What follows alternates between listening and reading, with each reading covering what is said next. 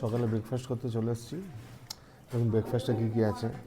আলুর পরোটা আছে, মোমো আছে, সস আছে, কেচাপ আছে, আচার আছে, ডিম সিদ্ধ আছে। এগুলো আমরা আজকে খাবো সকালে লাইটলি, কারণ আমরা এমনি দার্জিলিং বেরিয়ে যাবো এখান দিয়ে। দার্জিলিং বেরোবার পর আমরা আজকে আমাদের সন্ধ্যাবেলায় বাস আছে শিলিগুড়ি। এখান দিয়ে ব্রেকফাস্ট করে চলুন বেরোনো যাক। ওয়েদারটা খুব একটা ভালো নেই, সকাল থেকে বৃষ্টি হচ্ছে। দেখুন চারিদিকে মেঘ করে আছে, তো দেখা যাক দার্জিলিং কিছু দেখা যায় কিনা। আর ননু, তোমার কেমন লাগছে মোমোটা? কেমন লাগছে খেতে? কেমন লাগছে? হাই গাইজ বলে দাও সবাইকে, হাই বলে দাও একটু, হাই গাইজ বলে দাও একবার। লজ্জা পাচ্ছে এখন, বললো না আমাদের ছোট ব্লগার, ননো ব্লগার, লিটিল হাঙ্গরি প্রতীক। ওটা দেখতে পাবেন প্রত্যেক ভিডিওতেই। ওকে ছেড়ে বেরিয়ে পড়েছি। এবার আমরা এখান দিয়ে যাবো দার্জিলিং। না দার্জিলিং না, মানে আমরা দার্জিলিং এর পথে অন্য দুটো ভালো জায়গা দেখবো, যেগুলো দেখা যায়। দেখুন মনেস্ট্রি আর বাতাসিয়া লুপ। আর বাবা বাতাসিয়া লুপ আর ঘুম মনেস্ট্রি। বাতাসিয়া লুপটা আমার মনে হয় বাতাসিয়া লুপটা হচ্ছে মানে দার্জিলিং এর এটা খুব একান্তই দেখা দরকার, এই জন্য কি ওইখানে ভিউটা একটু আলাদা টাইপেরই। তাহলে চলো যাওয়া যাক নাকি, যেখানে আমরা মজা করা যাক। চলো চলো, তার ভিউ আর ওইটার ভিউ একটু ডিফারেন্ট। আমরা একটু আমাদের প্ল্যানটা চেঞ্জ করে চলে এসেছি বাতাসিয়া লুপে। তো এখানে আমরা টিকিট কাটবো, টিকিট কেটে দেন আমাদেরকে উঠতে হবে, ঠিক আছে? তো বাকিরা বাড়ির এখনো সবাই এসে পৌঁছায়নি। এখানে 50 রুপিস করে টিকিট, ওই যে ওরা দূরে আসছে, চলে আসুক দেন তারপর আমরা টিকিটটা কাটবো। 8 বছরের বাচ্চা টিকিট লাগবে।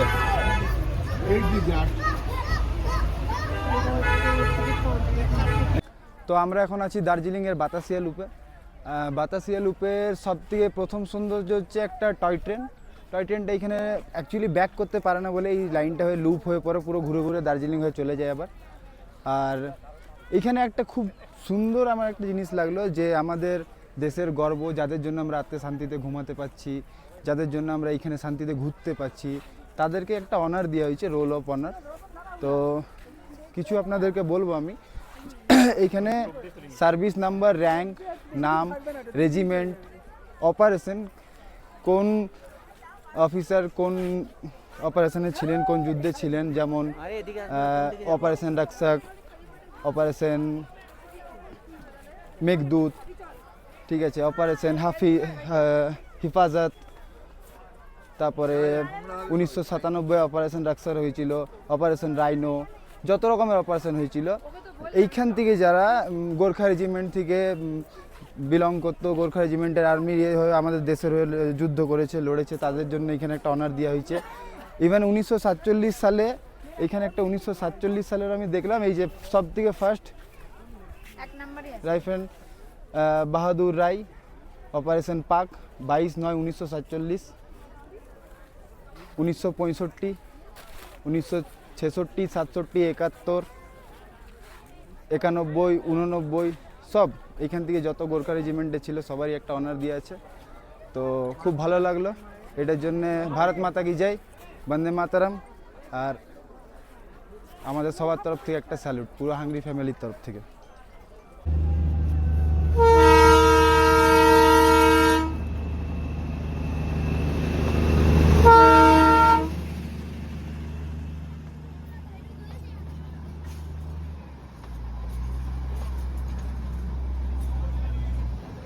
বাতাসিয়া লুপ থেকে বেরিয়ে আমরা একটু আগে এসেছি একটা মনেস্ট্রিতে। শুনুন আপনারা দেখুন, এই দেখুন এই মনেস্ট্রি। আমরা এবার ঢুকবো এই মনেস্ট্রিতে।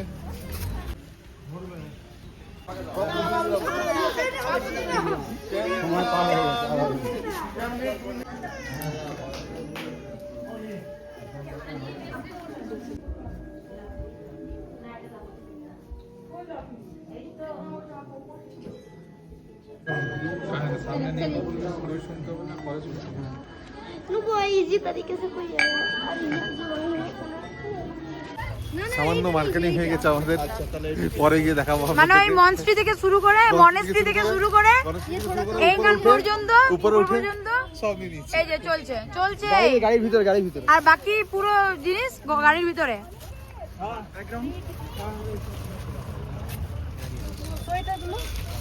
এই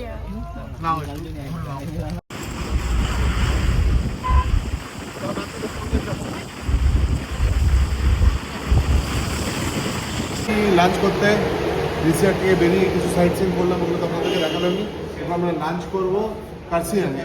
কার্সিয়াংয়ের নিচে কিন্তু এটা আমরা যে ফার্মটাই ছিলাম রিসিয়াটে, সেই অনারেরই এটা একটা রেস্টুরেন্ট যেটা কার্সিয়াংয়ে আছে।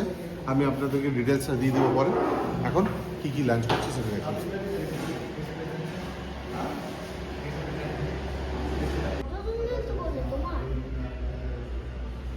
শিলিগুড়িতে পৌঁছেছি, ওখানে টুকটাক খেয়ে বেরিয়ে গেছিলাম, যেখানে আপনাদের বললাম খাচ্ছি। টাইম তো আমাদের এক্সেস হয়ে গেছিলো, ওদের রান্নাতে টাইম লাগছিলো বলে আমরা তাড়াতাড়ি বেরিয়ে গেলাম।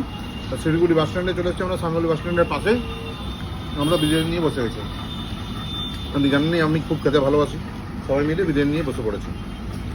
আর মারা আসতে পারেনি, তাদের জন্য আমরা কিছু প্যাক করিয়ে নিয়ে যাবো। টেস্ট কেমন লাগছে এটা?